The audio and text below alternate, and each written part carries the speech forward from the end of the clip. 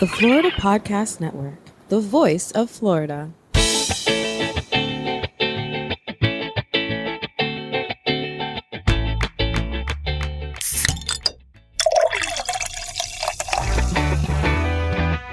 From Mallory Square in Key West to the Governor's Mansion in Tallahassee and all points beyond, you're listening to the Florida Beer Podcast, powered by FloridaBeerBlog.com, your source for all things related to the craft beer community in the Sunshine State. And now your host, Dave Butler. We have made it to episode 75 of the Florida Beer Podcast. Yay to us. Thank you for listening in. This is David, your host and author. And before we get started in Southwest Florida today, I'm going to tell you once again, don't forget to like and subscribe to us. We are on social media at Florida Beer Blog on Twitter and Instagram, at FL Beer Blog on Facebook. You can find us at FloridaBeerPodcast.com, FloridaBeerBlog.com, and of course, we are a proud member of the Florida Podcast Network, which you can find at FloridaPodcastNetwork.com or on Facebook at FPN Insiders. For today's 75th episode, we are going to be heading to Bonita Springs. We've been in the building before, but just off Bonita Beach Road is a brand new, beautiful new facility that was until recently the home of Momentum Brewhouse. They had their original location a little bit closer to the beach the other way and built a brand new production facility and huge new tap room. The owners decided to get out of the game, and instead of just closing it down, they actually contacted Kim West, owner of Riptide Brewing in Naples, who you remember from a few episodes ago. And Kim purchased the building and has rechristened it Riptide Brewing Bonita Springs. And believe it or not, there's a lot of major differences between the two. As of right now, they have their own tap lists and their own sort of identities. And so Kim was able to sit down with us and brought in her operations manager, Linden Preuss, along for the ride a little bit to discuss what it's like to take over a turnkey operation, changes they made or need to make, and what this is going to mean to the future of the Riptide Brewing brand. Enjoy.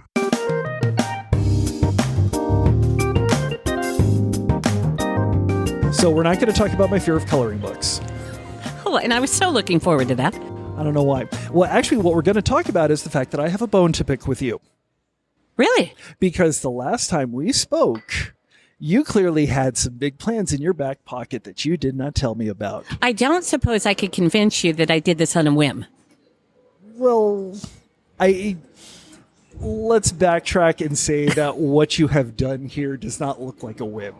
It looks a little bit nicer and more thought out. Now, realistically, the last time we spoke, I was simply looking for a production facility. I was not looking for an additional tap room. I wasn't looking for an event space. They just all came together. So let's backtrack and describe why we are now sitting in Bonita Springs in the former new home of what was Momentum Brewing and is now Riptide Brewing Bonita Springs. How did that even come to be? Well, we ran out of brewing space in Naples, and we needed a production facility, and nowhere in any industrial park in Southwest Florida is there three-phase electrical or gas. So as we were busy trying to figure out how to implement that in some of the buildings that we were looking at, Brian, who currently owned Momentum at that time, decided he wanted to get out of the game. So he reached out to some old friends of ours who reached out to us. And here we sit. How does that work? Well, I guess therein lies the big question, in that this is not the first brewery in the state of Florida that has changed hands. It is not the first brewery in the United States that has changed hands. Some of them keep the same company name, imagery, taps, and so on. And some of them did what you did, which is to either completely change it to something new or to absorb it into their current IP. You decided to take the latter route. Why did you decide to make this Riptide and not just keep Momentum a fully owned subsidiary of Riptide? That's an interesting question, because keeping it Momentum wouldn't have gone together with our core values and what we're trying to do. Our idea is not to make it part of Riptide Naples. That's why it's Riptide Bonita Springs, because there will be specific beers that are up here that are different from what is in our Naples location. We will support specific organizations up here in Bonita Springs that are not down in Naples. It will be a hyper-local tap room. And for people like myself that aren't necessarily native to the area, are Naples and Bonita Springs conceptually very different cities, very different people, very different cultures? Absolutely. The people in Bonita Springs would take offense at you wanting to throw them in with the Naples population. Definitely. They're Bonita Springs, period. They're not Fort Myers. They're not Bonita Beach. They are Bonita Springs. I didn't realize that there was a Bonita Beach. Yeah, there is. On the other side of 75 and 41. Mm-hmm. So you've got this huge new facility. There's still a little bit of Momentum Orange here, but coming in, having been to the old Momentum, having interviewed Ryan right when they opened up the facility, and now stepping into here, it's amazing to see a lot of the changes that you have already made and a lot of the visual differences and very welcoming kind of homey atmosphere that you've brought into this. When you first stepped foot into the Momentum facility, when this was still Momentum, with the idea in your mind that either you were going to or this had already become part of the Riptide family, where did you start? What was the first thing in your mind of, here's where the changes need to be made, here's what needs to stay? Actually, when I first walked into Momentum, I felt like I'd walked into the IKEA cafeteria. And yeah. And it was very clean. It was extremely well kept, but it was also very sterile. And I feel like people want to come to a brewery because it's somewhere they want to hang out. So I wanted to make it comforting to stay for 10 minutes, half an hour, a couple hours. I just wanted it to be comfortable. I wanted people to want to come here and hang out. And when I saw the lack of identity and the sterileness of Momentum, I really felt that that was where we needed to start. And so, obviously we'll talk about the guest area, visitor area, tap room area of this. Obviously the first thing that you see right off the bat are the huge planters that you brought in. You've got plants. I'm a huge fan of artificial plants. I've got several at my desk at home. Okay, so true story. These were here on every table when Momentum was here. Interesting. I do not remember those. But were those here? No, those were not here. Those are real. About those are real. Those giant are real planters. Oh, wow. Those are real plants. And obviously you also have the artwork. And I do remember that artist being on display at the Naples location as well. Yes, that's Corey. And he is on display in our Naples location. We like what he does. He does a lot of what I would consider surfer art. And that tends to go with our vibe. And so what we had him do is, this was an installation that we commissioned. So there are pictures in there of places around Bonita Springs. And he did that for us. Because again, you want to note this as a Bonita Springs location. You want it to be hyper-local. Just like the charities that we support. They are all hyper-local. That's amazing. I guess I will ask about this before we move on to the back of house. What charities are you looking at partnering with, or have you partnered with? We have currently, we're looking at partnering with Everglades Wonder Gardens. So Everglades Wonder Gardens. And then we're looking at, I believe it's called Maria's Purse, which is an after-school program essentially for low-income kids. And then we signed on to be a sponsor with the Jeep group that runs out of Bonita Springs. We're sponsoring Christmas for children in Immokalee this year. Awesome. That's really great. That's really great to hear. Will that be just proceeds of taproom profits, or are you looking to release beers and hold special events for those specific organizations? Kind of like how you had released beers for the Naples Zoo. Oh, for the Brew for the Zoo. Yeah. Yes. You know, it's interesting because this has been something that my team and I have discussed, especially since it is Christmas for children. And you really want to be careful in terms of how you take an alcoholic beverage and gear it in a children's charity. What we are doing is we're doing a special event. We are also doing where you can drop off toys here. And so we will collect them. We are also doing, but we're not putting it out there in a big way. We're also going to do a percentage of taproom sales, but it's not going to be out there the way we do like a Brew for the Zoo or the way that we would do the Wonder Gardens, simply because I think that a lot of times you can get the wrong ideas, and we don't want to be any part of that. No, that makes perfect sense. So back to the improvements with the back of house, what kind of stuff did you inherit, and how have you been able to change both Bonita and Naples because of this increased production, increased space, increased capacity? Wouldn't you like to talk to Linden about that? I'm sure. Hang on. Okay.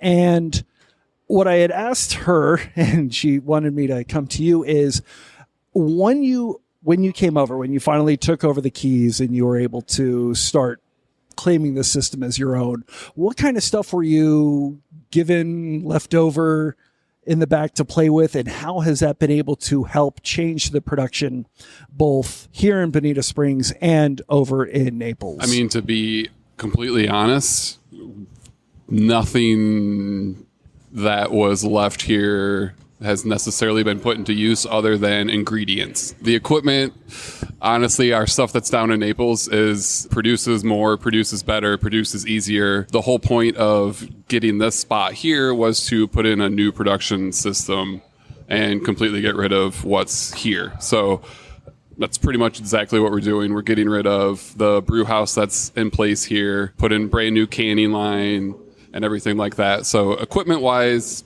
none of this it's being utilized now, obviously. Well, we're waiting. Like, once we have a pretty solid ship date and when it should arrive, we'll just pretty much brew as much beer as we possibly can to get us through what'll probably be 2 to 3 weeks of downtime while the old stuff's getting taken out, new stuff gets installed, and everything gets up. And so that'll be a pretty big challenge to overcome, because we'll have to obviously feed both tap rooms and then keep up with our distribution as well. Yeah, and your distribution, Kim, like you were saying, is just going gangbusters. I know we've seen you at a couple locations here in Southwest Florida. And I guess one thing that is interesting about the beer, and part of me expected it, part of me didn't, is the fact that the core brands that are in Naples, the ones that you currently have in cans, the ones that I can see on the other side of the tap room, being Westside and Porpoise Party and Old Naples Blonde, they're not on your tap list at all. I mean, you have none of those. So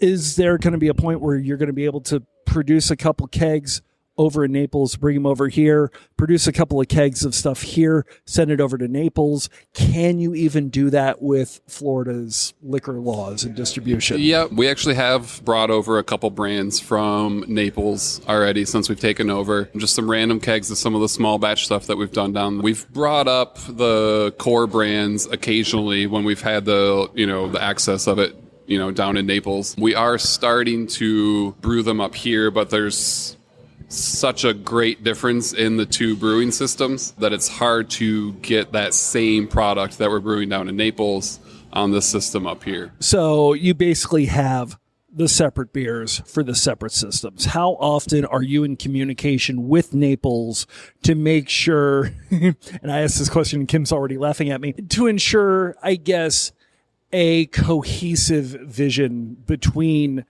both outposts of the Riptide brand? Every single day.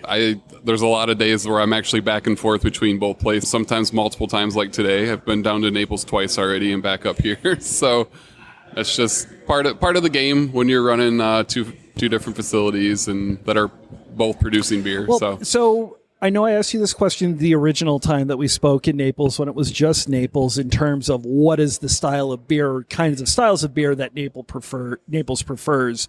Is there a big difference between preferences in the two locations? And I'll start with that question. Yes. Naples so far kind of seems to embrace the normal. So what we tend to brew down there is just a lot more standard style beers and everything. What we've seen already up here in Bonita is they love their hops.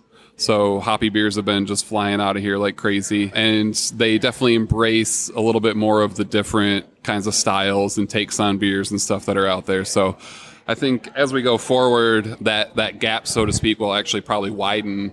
And you'll see a lot more of the unique stuff coming out of this facility than you will down in Naples, just because we'll be maintaining that status quo that we have down there, just kind of being that, everyday brewery people like to go to because they can go and get a regular IPA or a blonde ale or just a plain lager.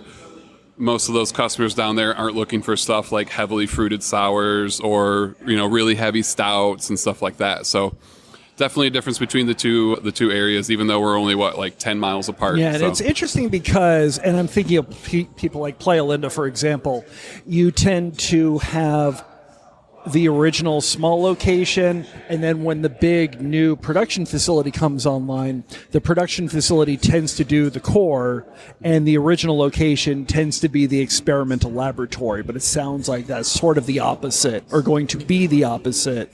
For you. Yeah, we'll do a lot of unique stuff down there as well, but I don't think we'll go as extreme as what we'll end up doing up here in Bonita. So we'll still do fun stuff. We'll keep a couple barrels down there in Naples so we can keep doing some unique barrel stuff down there, and we'll do fun sours, and everybody loves New England IPAs and stuff. But I think we'll stick to kind of what has worked down there over time, and that's just kind of been that steady normal brewery, basically. That's amazing. When your new system comes online, your canning system comes online, do you have sort of a vision of being able to back off and making sure all the core stuff comes through here? No more mobile canning in Naples. Everything will be centered on this location.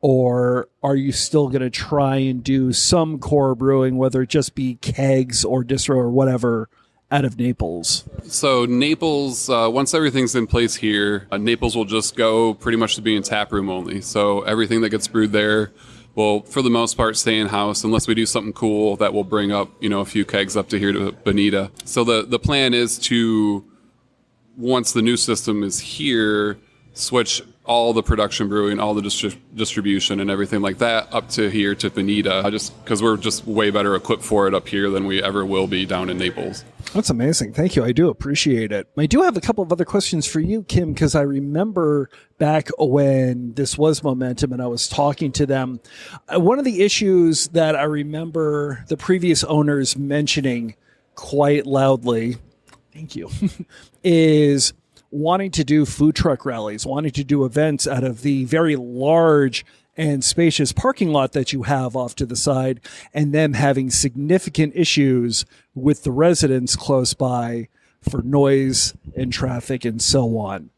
Are you seeing those problems here? Are you able to do anything, or are you trying to avoid that as much as you possibly can? No, we're not trying to avoid it. We definitely have food truck rallies. We are going to go to larger rallies starting in the fall, and they're going to be called Rally in the Alley. Yeah, I was kind of about to say that because we're sort of in the back of the tap room. The door's open, and there's 2 trucks out there already and a very large IKEA seating area, or actually several seating areas, similar to what you have in Naples. And actually, it looked a lot less IKEA-like before we had to take all the stuff in for the storm that didn't hit. Yeah, I'm still waiting because we were told there was going to be hail today. Nope. Didn't happen. But nope. So, yes, we have not actually had a lot of the issues from that neighborhood since we've been here. The people who live in that neighborhood have all been very nice, very supportive. I don't think they really had a feel for who Brian and Kate were. And so we've really gone out of our way when they come to meet them, to talk to them. What do you want? What do you like? We've talked to quite a few of them about the fact that, you know, your Bud Light that you drink is definitely, you can drink our Old Naples Blonde. So I think it's more an outreach that we had that's causing us not to have the issues, or I mean, that's my best guess. We have a plan. We're just going forward. And so far, everyone seems to be working within the plan. That's kind of amazing. And I would assume that also works with the people that are here in the industrial park. Yeah, the people in the industrial park have been great. They have all been super nice. Everybody comes over, they stop in, they say hi. Yeah, everyone's been super nice. And yeah, especially since, I mean, it's a Monday afternoon. It's not yet 5 o'clock, so I would assume that they're all open. Mm-hmm. But you have, for all intents and purposes, blocked this section of the back alleyway off, but it doesn't seem like anybody minds. No, I don't think they do. We never completely block it. We're very aware of the fact that other people have businesses here and that, you know, they need to get trucks back there. They need to get whatever they need to get back there. Actually, we have partnered with a couple of the people in our alley for special events since we've been here. And considering we've only been here 4 months, that was sort of big. We did the hermit crab relay. Yes, and it's evidently something they've done for the past 3 years. This was the 4th year, and our air conditioning company actually won. They had the winning hermit crab. And they partnered with us, and there were dunk tanks. There was stuff everywhere. I mean, I think as long as everybody knows what's going on and you go to people beforehand and you say, you know, here on this date, we're thinking about doing this. Will this interfere with what you guys have going on? If it will, can you let us know within the next week or so? And if there's something that you don't like about it or something that you'd like to see changed. I mean, we want to be good neighbors. It's kind of amazing. That we want to be good neighbors? Well, from some stories that I've heard, yes. About us? No. Oh, Other okay. I was like, that's not good.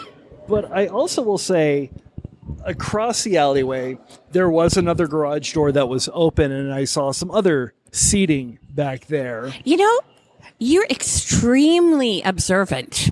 Well, it was funny because I just noticed that there seemed to be some relaxing, some chairs, and when we got here, you did mention that you were in the quote-unquote event space. I'm going to assume that's... Yes, you did. I can show you the text message. Did I say it was our event space, or was I just in an event space? Would you worry about somebody else's event space? Valid call.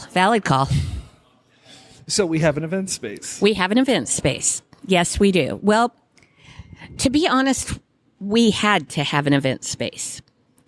We have had a large amount of people calling to hold baby showers, rehearsal dinners, get-togethers after work, meet and greets, anything you can imagine.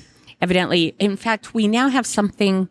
Someone just reached out to us, and in middle of November, they're having something that amounts to a bunch of people quickly drawing Pictionary pictures. Yeah, it's some sort of drawing event. I was like, okay. I can't tell you more about it because my Zoom call about it is next week. Gotcha. That sounds intriguing. So to say the least. Basically, we only have X amount of room in the tap room. But you've got a lot of room here in the tap room. We do have a lot of room in the tap room, but if it's a weekend day, or if, there's a specific food truck that's here, or sometimes it's just, if 6 crows fly by and you just have no idea what the reason is, we can fill this tap room up really quickly. And then if someone comes in and they have, 10 to 50 to 75 people that they'd like to accommodate, we can't do it. Interesting. And so is that a place where you can just open up the door and it's... That is a place where you can just open up the doors. We rent it out. There are fees for it. We do have our form of a kegerator over there. We can have 8 different types of beer on tap. Okay. We have a mobile bar. It's all on wheels. We have some other fun and exciting things over there. Hiding behind door number 1 over there is a 9-hole mini golf course. Seriously? Yes. And it's not come out yet because, believe it or not, it's almost impossible to get mini golf course clubs right now. I have all sorts of balls, but my clubs have yet to arrive. Really? Mm-hmm. I did not anticipate that. So we have 9 holes of mobile mini golf that we can move out into the alley. Interesting. Well, because people want to do something fun. Yeah. Everybody has cornhole. Everybody has... Giant Jenga. Yeah, they have all that stuff. But we're going to be one of the few people, if not the only people in Southwest Florida, that have a mini golf course. That's kind of remarkable. And we just went mini golfing last night. So, see? Yeah. Had the clubs arrived, had you had clubs, we would probably be doing it right now. See how much... They would be doing it right now. Yeah, see how much fun that could be? Exactly. Yes. No, then we can have tournaments, mini golf tournaments. Mm-hmm. There you go. Raise money for charity. Oh. Yeah. And it all sort of comes back around. It's interesting to hear you say that because of how... And I don't remember the original Riptide, and I don't remember Momentum having that sort of community-focused vision. But that's always seemed to be something that you come back to early and often.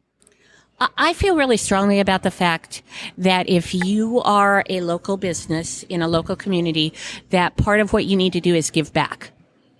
I've always felt that way. To those whom much is given, much is expected. I completely understand. So obviously we're waiting for the new brew system to arrive. Right. Which is probably going to be a little while. We're hoping and praying and crossing our fingers and everything else that we can cross that it will be at the end of August. Oh, nice. Because we really need it to get here. Mm-hmm. Once it's in, once you're fully operational, once you're producing more cans and you're producing more kegs, do you have a vision for what will be the next step? Or are you just trying to hold on and, I guess, catch your breath once this step has been taken? Well, I think a smart person would say that they're trying to hold on and catch their breath. I've never been accused of being especially smart, so that's not what I'm doing. Oh, yeah, I've got a vision. Oh, no. Mm-hmm. Are we going to be... I mean, obviously, I guess the next natural question would be the Naples location and hoping to expand that. Is there any possibility there?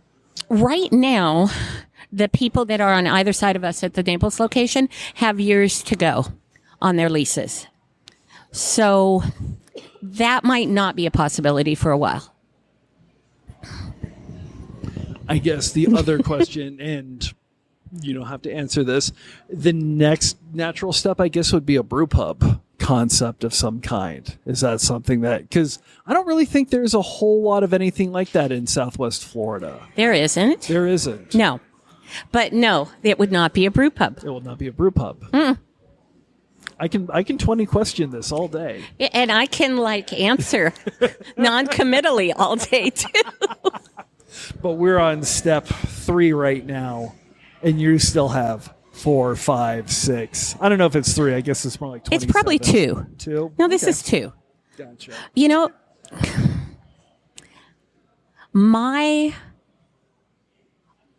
As the locations increase and the company increases, one of the big things that I want this company to be able to fund is some type of, what would you call it? I want to be able to fund my hobby. Okay. And my hobby is fundraising for charities. Awesome. So my companies have to be locally centered and be able to make enough money so we can turn around and give back. That's really that's like the tip of the iceberg. It has to be I want my companies to do that. I want them to be great places for people to work. I want people to want to come. I want them to want to come and hang out. I'm not going to get bought out. I don't want to be bought out. I'm not doing this so big storm will come knocking and will be another big storm, or, I don't know, Miller, whatever. Constellation. Whoever. Yeah. No, I don't want any. I mean, they're welcome to knock, but the door's closed. It's kind of amazing. And do you think that, not just here in Southwest Florida, but in Florida and the U.S. in general, alcohol production, beer production is no longer the dirty subject that it is, and that you can have charitable organizations whose funds come from, the sale of beer, sale and production? Yeah, I don't see why not. I don't think that. No. I mean, like I said, I think you have to be super careful when you're dealing with specific children's charities, because you don't want people to ever get the idea that you're marketing something that's a 21 and over substance to children. But no, I see no reason that, people wouldn't take the money. I haven't had anyone say, no, we're not interested in partnering with you yet. So I guess I will leave you with this. And obviously I understand the answer to the question already, but I do want to hear your response to it. Oh, dear God. I hate when you set me up like that. No, actually, because, we're here in Naples. We are now here in Bonita Springs. You've had this remarkable growth. You're not the only brewery in Southwest Florida that has had this growth. No. Are you happy that it's taking place here? Do you wish that it may have been in Tampa or Miami or Jacksonville or, some of the other big brewery places? Are you happy that it's here in Bonita, it's here in Naples, it's happening in Collier County, it's happening here, and it's happening now? Yes. I don't subscribe to the fact that there is one pie and that if more people come on board, that the pie gets smaller. I think the more people that come on board, the more people that are able to find out about craft beer. So the larger the pie gets. I'm really excited. There's 2 breweries that are going to open right in Bonita Springs. Yeah, I heard a little bit of information about those. Have they already come to talk to you? Have they already? They're actually really good friends with a lot of the people who work here. And we're going to have them up before they're open to a couple rallies and have them bring some cards, hand them out to some people. Yeah, no, you want to, the whole idea that you should claw and, scrape your way to the top. No, that is not the way things are supposed to be. You're supposed to help each other. It is supposed to be a friendly, competitive environment. And that's how we see it. So no, I'm thrilled that there's more breweries opening here. I welcome them. That's amazing. I will probably hear from you again when you open up your 3rd location, whatever that's going to be, whenever that's going to be. Thank you so much for coming on the show. I appreciate it. Thanks so much for having me.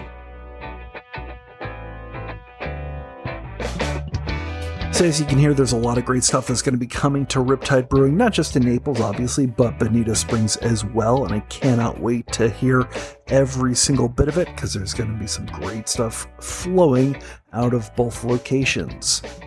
Thank you so much for listening. We will be back in a week for episode 76, and we cannot wait to talk to you then.